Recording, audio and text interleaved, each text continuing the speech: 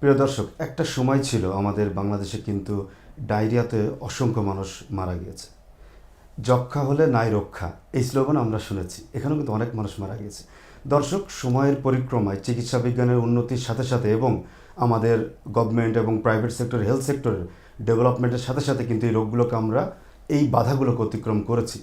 ঠিক আজকে আমরা আলোচনা করব যে ক্যান্সারকে নিয়ে আসলে আমরা কতটুকু অতিক্রম করতে পেরেছি, ক্যান্সারের বহির্বিশ্বের চিকিৎসা ব্যবস্থা কেমন, এবং আমরা বাংলাদেশে এই ক্যান্সার নিয়ে আসলে কতটুকু এগোতে পেরেছি। দর্শক, আজকে আমরা আলোচনা করব কোলোরেক্টাল ক্যান্সার এবং এর প্রতিকার নিয়ে। পুরোটা সময় জুড়ে আছি আমি ডক্টর এজি প্লাবন।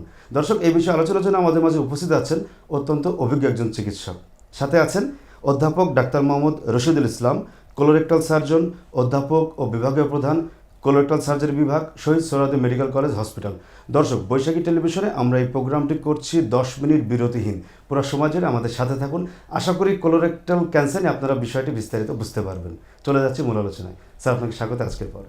আপনাকে অনেক ধন্যবাদ আমাকে আপনাদের বৈশাখী চ্যানেলের এই প্রোগ্রামে আমন্ত্রণ জানানোর জন্য, এবং আমি আপনাদের দর্শকদেরকে মনোযোগ দিয়ে আমাদের কথাগুলো শোনার জন্য আহ্বান জানাচ্ছি। স্যার, আসলে আমরা এখন দেখতে পাচ্ছি যে ক্যান্সার যে বিষয়টা, বিশেষ করে কোলোরেক্টাল ক্যান্সার, আগে যেমন বয়স্কদের হতো এখন ইয়াংদেরও দেখা যাচ্ছে, এবং অন্যান্য ক্যান্সারের পাশাপাশি কোলোরেক্টাল ক্যান্সারের সংখ্যাও কিন্তু এখন অনেক বাংলাদেশে। আসতে চাই স্যার, প্রথমেই এই যে কোলোরেক্টাল ক্যান্সার কেন বেড়ে যাচ্ছে, কাদের হচ্ছে, কেন এবার সংখ্যাটা এত বেশি? ধন্যবাদ। প্রথমে আমরা একটু আলোচনা করতে চাই আসলে কোলোরেক্টাল ক্যান্সার বলতে আমরা কি বুঝি। কোলন এবং রেকটামের ক্যান্সার, অর্থাৎ কোলন, মলদ্বার এবং পায়ুপথের ক্যান্সার। কোলোরেক্টাল ক্যান্সারগুলোকে আগে মনে করা হতো যে এটা বয়স্কদের ক্যান্সার, অর্থাৎ যাদের বয়স 50-এর বেশি তাদের এই ক্যান্সারগুলো বেশি হয়। আসলে কোলোরেক্টাল ক্যান্সার এখনও বয়স যাদের 50 তাদের বেশি হয়, তবে 50-এর থেকে বয়স কম তাদের মধ্যে এখন সারা বিশ্ব জুড়েই দেখা যাচ্ছে এই ক্যান্সারটার প্রভাবটা অনেক বেশি।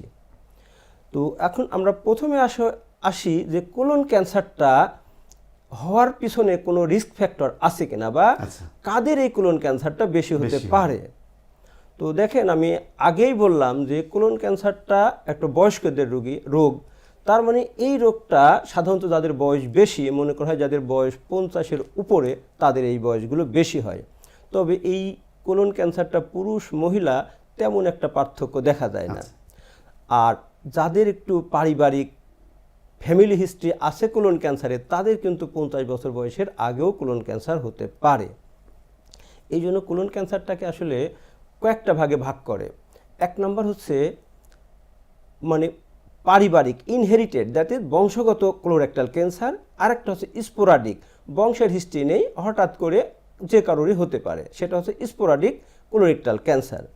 আবার আরেকটা ভাগে ভাগ করা যায় যে আর্লি অনসেট কোলোরেক্টাল ক্যান্সার, অর্থাৎ যাদের বয়স 50-এর কম তাদের কোলোরেক্টাল ক্যান্সার। আবার লেট অনসেট কোলোরেক্টাল ক্যান্সার, অর্থাৎ যাদের বয়স 50-এর বেশি। তো এখন আমরা আসি যে কি কি রিস্ক ফ্যাক্টর থাকলে মানুষের এই কোলন ক্যান্সারগুলো সাধারণত বেশি দেখা যায়। তো এক নম্বর, যাদের বয়স বেশি। 2 নম্বর, কিছু ডায়েটারি হ্যাবিট আছে। আমরা খাদ্যের কিছু জিনিসগুলো আমরা যদি বেশি খাই যারা, তাদের এই কোলন ক্যান্সারগুলো বেশি দেখি। 1 নম্বর হচ্ছে যারা ফাইবার কম খায়, যারা স্মোক করে, যারা অ্যালকোহল কনজাম্পশন করে। তারপরেও আরও কিছু ফ্যাক্টর, আমাদের ফাস্টফুডের উপর নির্ভরশীলতা অনেক বেড়ে গেছে, এটা কোনো কারণ হতে পারে? এটা মনে করা হচ্ছে যে ফাস্টফুডের উপর নির্ভরতা বেশি হওয়ার ফলে আমাদের, এবং কিছু খাদ্যে ভেজালের কারণে সম্ভবত এই যে আর্লি অনসেট, মানে 50-এর নিচের বয়সের মধ্যে যে কোলন ক্যান্সারগুলো হচ্ছে, এই কোলন ক্যান্সারগুলোর পিছনে এর একটা বড় ভূমিকা আছে। এরকমই এখন আমাদের সারা বিশ্ব জুড়েই একটা সন্দেহ করা হচ্ছে। স্যার, একটি বিষয় একটু আসতে চাই যে আমরা অনেক সময় দেখি যে প্র্যাকটিসে যে ক্যান্সারের রোগীগুলো কিন্তু অনেক সময় লাস্ট স্টেজে আসে, যে 3rd বা 4th। তো এই যে ক্যান্সারের যে লক্ষণগুলো, অবশ্যই তো লক্ষণগুলো প্রকাশ পায়। সাধারণত কী ধরনের প্রাথমিকভাবে লক্ষণগুলো দেখলে একজন রোগী চিন্তা করবেন যে তার আসলে ক্যান্সার হতে যাচ্ছে? দেখেন, কোলোরেক্টাল ক্যান্সারের জন্য কতকগুলো উপসর্গ থাকে। আমরা ডাক্তারি ভাষায় যাকে বলি রেড ফ্ল্যাগ সাইন, অর্থাৎ লাল পতাকা উপসর্গ। এই রেড ফ্ল্যাগ সাইনগুলোর মধ্যে সবচেয়ে ইম্পর্টেন্ট যেটা, সেটা হচ্ছে পায়খানার সাথে বা পরে পায়ুপথ দিয়ে রক্ত যাওয়া। তার মানে পায়ুপথ দিয়ে রক্ত যাওয়াটা একটা কোলোরেক্টাল ক্যান্সারের গুরুত্বপূর্ণ উপসর্গ। দ্বিতীয় আরেকটা আছে যে একজনের অল্টারেশন অফ বাউল হ্যাবিট, অর্থাৎ আগে একজনের একটা নির্দিষ্ট নিয়মে বাউল হ্যাবিট, দ্যাট ইজ পায়খানা করতো, এখন সেই নির্দিষ্ট অভ্যাস যেটা ছিল সেটার পরিবর্তন হয়ে গেছে হঠাৎ। কীরকম? মনে করেন একজনের আগে প্রতিদিন একবার বা দুইবার স্বাভাবিক পায়খানা হতো, এখন দেখা যাচ্ছে তার দিনে 2-3 বার পায়খানা হচ্ছে। আবার আগে দেখা যেত সবার পায়খানাটা মোটামুটি, একজনের পায়খানাটা স্বাভাবিক নরম ছিল, এখন দেখা যাচ্ছে যে তার পায়খানাটা পরিবর্তন হয়ে গেছে, হয়তো কোষ্ঠকাঠিন্য হচ্ছে অথবা লুজ মোশন হচ্ছে। একে আমরা বলি অল্টারেশন অফ বাউল হ্যাবিট। আরেকটা আছে সেন্স অফ ইনকমপ্লিট ইভাকুয়েশন, অর্থাৎ তার যখন সে পায়খানা করে তখন তার অনুভূতিটা হয় যে পায়খানাটা তার কমপ্লিট হলো না, ভিতরে কিছু পায়খানাটা জমে থাকছে। এইটা একটা কোলোরেক্টাল স্যাটিসফ্যাকশন আসে না, এইটা একটা কোলোরেক্টাল ক্যান্সারের অন্যতম উপসর্গ। আরও কিছু উপসর্গ আছে, যেমন মনে করেন তার পেটে ব্যথা হইতে পারে। তার পেটে ব্যথা যদি হয়, এটা একটা পেটে কোনো চাকা আছে কিনা, পেটে যদি কোনো চাকা থাকে সেটাও কোলন ক্যান্সার হতে পারে।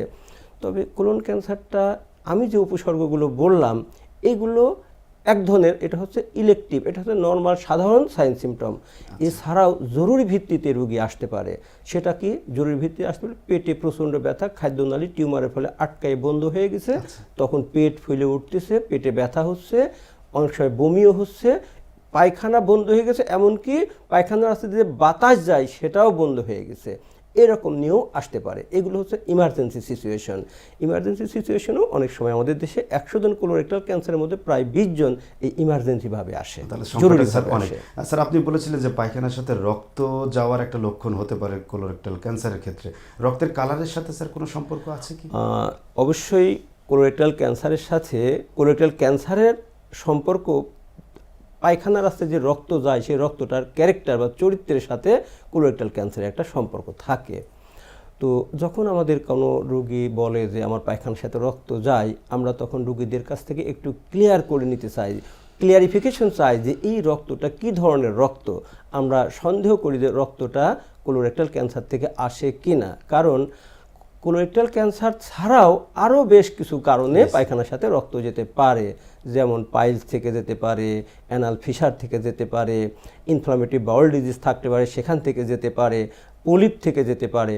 সুতরাং রক্ত গেলেই আমরা ক্যান্সার ভাববো না, আবার ক্যান্সার না মনে করে আমরা অবহেলাও করব না।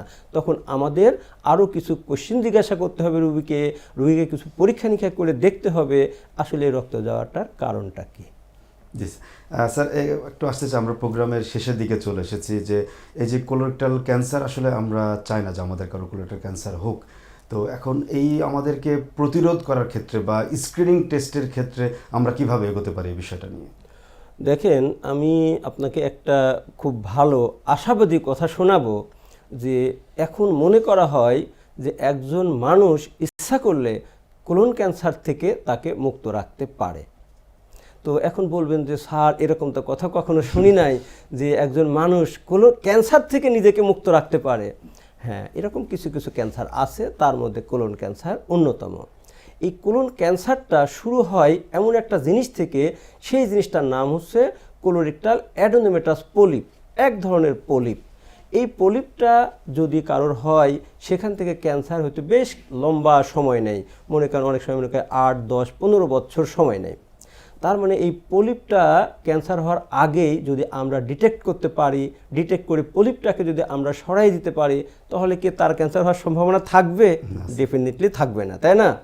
সুতরাং আমরা এই যে কোলনে পলিপ আছে কি না সেটা আমরা ডিটেক্ট করতে পারি স্ক্রিনিংয়ের মাধ্যমে।